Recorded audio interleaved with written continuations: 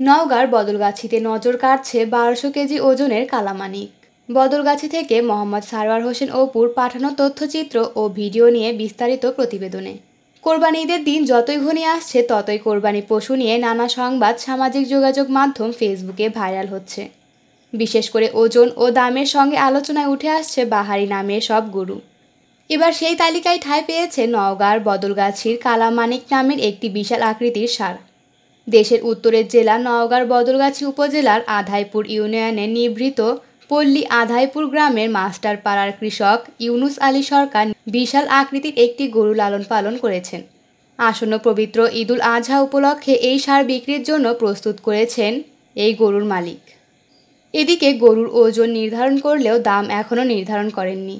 আলোচনা সাপেক্ষ বিশাল আকৃতির এই গরুটির দাম দর মেটাবেন এমনটাই বলছেন গরুর মালিক। নেপালিয়ান জাতের কালচে রঙের এই দৈত্যাকার ষাঁড় গরুটির নাম রেখেছেন কালামানিক। কালামানিকের ওজন প্রায় ১২০০ কেজি।